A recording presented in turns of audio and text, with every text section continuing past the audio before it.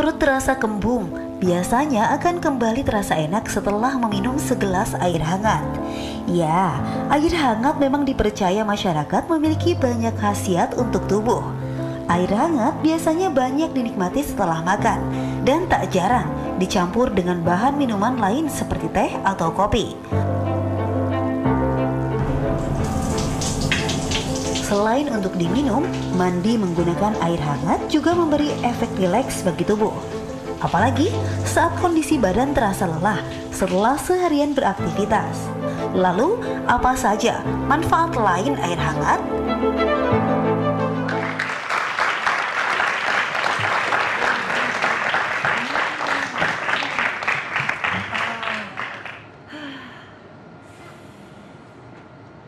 Enak, lagi pegel, berendam air hangat. Wah, Mbak Nina lagi rendam kaki di air hangat nih. Iya, saya mau tanya dong, ada bathtub yang agak gedean nggak ya? Supaya lebih enak gitu, karena kalau cuma segini aja tanggung. Tanggung ya. Sekalian mandi kalau di rumah dengan air hangat juga. Apa kabar pemirsa di rumah dan juga penonton di studio? Kita kali ini akan membahas mengenai air hangat. Banyak manfaatnya ternyata Dokter Sheila ya.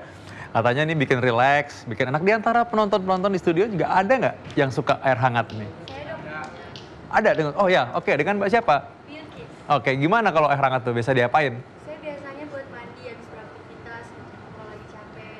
Oh ini bener nih sama mandi. Jadi maunya mandi kan lebih enak daripada cuma kaki tanggung kan soalnya ya.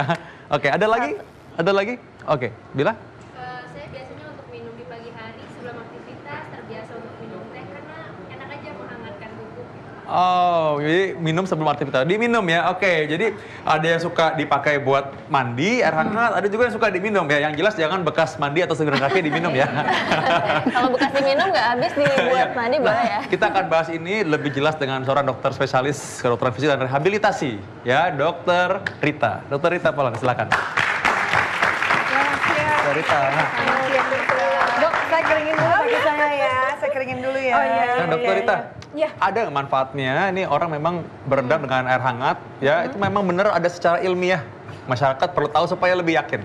Oh iya, tadi Mbak Nina udah berendam berapa menit nih kira-kira? Baru banget sih dok. Oh baru saja. Takut durasi dok.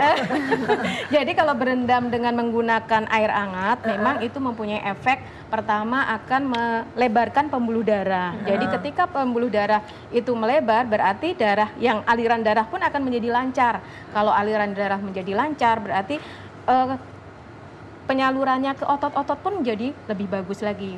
Yang kedua, dia akan memberikan efek relaksasi. Jadi panas itu memberikan efek relaksasi. Misalnya nih, Mbak Nina habis jalan agak jauh atau menggunakan sepatu hak tinggi, biasanya ototnya agak mengkerut, istilahnya tightness atau spasme. Nah itu diberikan hangat-hangat itu akan membuat ototnya lebih relaksasi. Jadi benar seperti yang tadi penonton tadi ya, yang ceritakan tadi benar. Nah baiknya tuh berapa lama dok?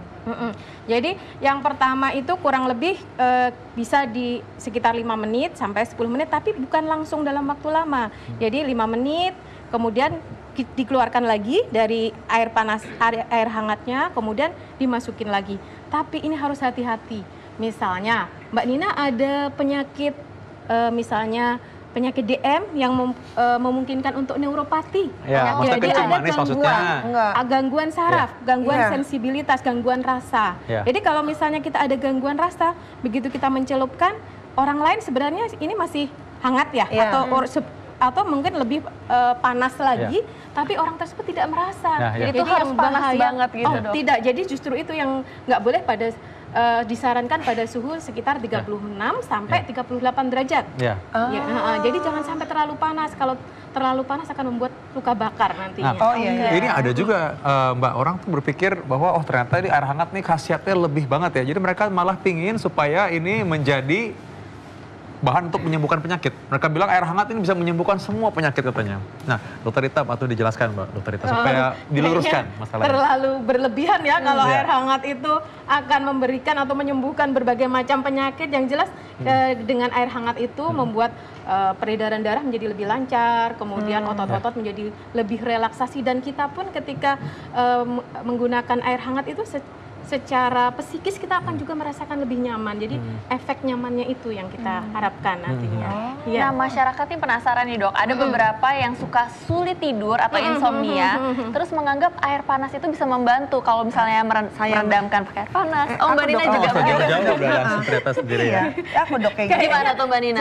Jangan menggunakan air panas ya, takutnya kalau air panas nanti akan membuat luka di Air hangat maksudnya. Yang pertama itu air hangat kita.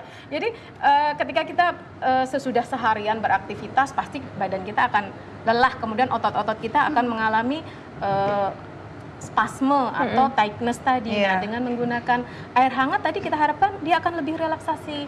Ketika kita relaksasi, tidur pun pasti lebih enak. Nah, biasanya ada juga orang yang suka minum air hangat supaya rasanya lebih senang. Mungkin Mbak Nina Tamam semestinya sih orang kalau penyanyi katanya nih senangnya minum air hangat supaya pita suara tetap terjaga dengan baik katanya. Kalau saya minum air hangat biasanya kalau kembung dok. Nah, bener nggak sih? mengenai minum air hangat yang menjawab pertanyaan Mbak Nina, saya undang Dokter Jualita, spesialis gizi klinik. Dokter Jualita. Halo. Hai dok. Udah keramaian ya. Coba ya. silakan duduk ke sofa dulu. Ya, supaya Nah, Dokter Jualita, ini katanya ada orang minum air hangat supaya mencegah supaya nggak kembung katanya. Oke. Benar nggak itu katanya gitu? Jadi sih intinya air hangat itu kan tadi sifatnya dia melebarkan pembuluh darah ya, membuat vasodilatasi. Ketika dia membuat vasodilatasi akan menyebabkan aliran darah itu jadi lebih lancar ke organ-organ, termasuk juga ke otot gitu. Jadi memang efek akhirnya dia akan menyebabkan relaksasi gitu, akan menyebabkan orang jadi lebih santai, lebih rileks seperti itu. Berarti kalau mau marah-marah kita kasih air hangat aja ya. Bisa. Mungkin boleh dicoba tuh ya. Nah, ini saya mau banyak pertanyaan di masyarakat mengenai air hangat ini. Kadang-kadang ada yang terlalu berlebihan juga. Nah, mereka bilang bahwa ini membersihkan saluran cerna katanya. Jadi mereka bisa bilang bahwa kalau minum air hangat itu lemak-lemaknya ikut terkulas keluar semua katanya. Baik, ini sih mitos ya sebetulnya. Jadi sebetulnya yang dapat membersihkan saluran pencernaan itu kalau misalkan kita mengkonsumsi serat yang cukup, air yang cukup, sehingga kita tidak ada masalah konstipasi atau sulit buang air besar. Tapi memang ada satu penelitian yang menyebutkan juga ketika air hangat ini dikonsumsi, dia akan menyebabkan gerakan ususnya itu lebih bisa distimulasi, bisa merangsang pergerakan usus, sehingga akan lebih melancarkan buang air besar. Tapi memang penelitian ini penelitian kecil sih gitu. Nah, memang secara ilmiah belum ada tuh rekomendasinya apakah kita harus mengkonsumsi air pada suhu tertentu atau tidak. Nah, gitu. kalau misalnya untuk perempuan nih, mungkin pada penasaran, bisa bikin berat badan menurun atau jadi kurus gak sih dok? Iya, yang membuat kita kurus atau turun berat badan kalau kita mengurangi energi dari makanan dan juga meningkatkan aktivitas fisik kan gitu. Saya kira dok makan nasi terus makan apa segala macam minum air hangat aja langsung kurus gitu. Jadi ada minum air hangat aja nggak usah makan nasi bisa kurus kok. Ada penelitiannya juga kalau kita mengkonsumsi 500 cc air, dia bisa meningkatkan laju metabolisme sampai 30%. Tapi setelah dihitung-hitung tidak signifikan. Artinya kalau itu dilakukan dalam 1 tahun, turunnya paling sekitar 2,4 kilo aja. Oke. Kalau ini meredakan nyeri saat menstruasi. Bisa karena efek relaksasi tadi dan juga membuat vasodilatasi kan pelebaran pembuluh darah. Gitu. Iya. Karena kalau kita lagi menstruasi kan suka pakai botol air hangat. Terus kita minum air hangat juga gitu kan. Sering saya suka pakai dulu waktu saya tugas di daerah tuh supaya orang nggak makin sakit kalau lagi mens atau lagi sakit perut misalnya. Jadi air hangat taruh dalam botol, nanti ya jangan yang panas tentunya, nanti taruh di atas. Cuma tadi seperti yang Dokter Rita bilang, jangan sampai air terlalu panas, malah melepuh nanti kulitnya. Kalau coklat hangat juga kan biasanya sering dipakai tuh dok untuk diminum kalau lagi menstruasi. Iya. Sebetulnya memang dibilang bahwa dengan air hangat tersebut bisa menimbulkan relaksasi juga. Nah di coklat kan dia juga ada zat yang membuat pelepasan endorfin kan, jadi rasanya lebih tenang, lebih enak, lebih rileks. Iya. Sama nasi dok. Lebih tenang. Lapar kali itu ya.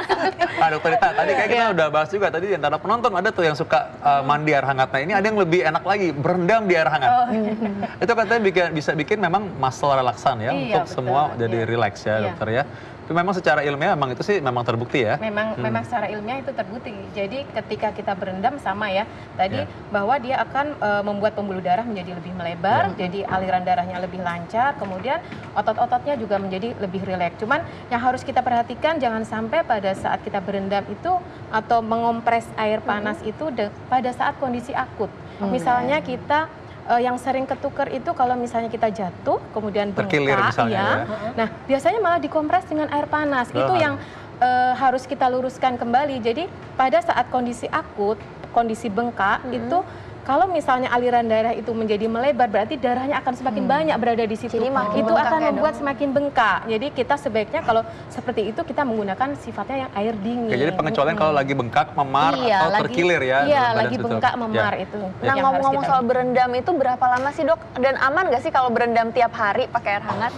Kalau berapa lamanya mungkin sesuai toleransi kita ya. Kalau kita nyamannya sekitar 20 sampai 30 menit ya itu sudah cukup nyaman. Tapi kalau misalnya sampai terlalu misalnya lebih dari 1 jam itu akan membuat biasanya kulitnya itu menjadi lebih mengkerut ya. Berarti seperti itu ini sudah tidak pas lagi, tubuh sudah tidak bisa mentoleransi lagi Kalau gitu. dilakukan setiap hari itu boleh, Dok? Boleh saja. Jadi bukan berendam misalnya mandi dengan air hangat itu juga sudah cukup membuat relaksasi. Paling enggak relaksasinya pada bagian-bagian yang permukaan. Jadi bukan otot yang paling dalam ya, karena relaksasi pada air panas itu, air hangat itu berbeda dengan pemberian panas yang lebih dalam. Jadi kalau dari kami dari bidang rehabilitasi medik itu air hangat hanya merelaksasikan otot-otot permukaan, bukan otot-otot bagian dalam. Nah, itu. ngomong mengenai otot-otot permukaan nih ya, permukaan kan misalnya wajah juga nih. Iya. Banyak orang berpikir bahwa merendam itu air hangat itu katanya bikin mencegah penuaan dini katanya.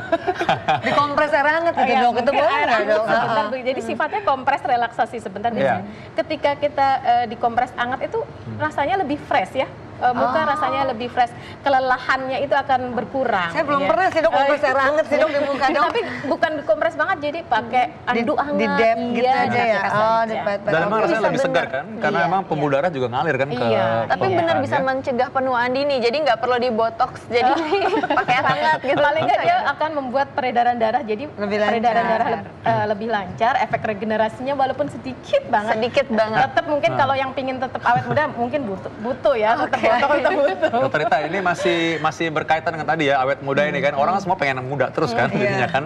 Ini mereka katanya bisa membersihkan pori-pori dengan air hangat, karena dia buka pori-pori contohnya. Itu dengan air biasanya hangat. kalau kita misalnya di suatu klinik kecantikan biasanya awalnya itu memang diberikan pemanasan dulu, di steam dulu. gitu ya, Dok? Nah, dengan di steam itu memang efek dia akan membuka pori-porinya. Jadi ketika mengeluarkan kotoran pun dia akan lebih gampang. Memang punya efek seperti itu. Ya, tapi pemanasannya dengan menggunakan alat. Dan itu harus hati-hati sekali, jangan sampai luka bakar tadi ya. Uap panas juga bisa menyebabkan luka bakar. Gitu. Ya. Oke, silakan diminum nih air hangat. Katanya kan bisa meluruskan kolesterol. lemak dan kolesterol. Nah, ngomong-ngomong soal kolesterol ini dekat sekali hubungannya dengan batu empedu. Benar banget. Nah, kita akan bahas selanjutnya di segmen berikutnya nih, Mbak Nina. Apakah benar mengenai batu empedu tadi?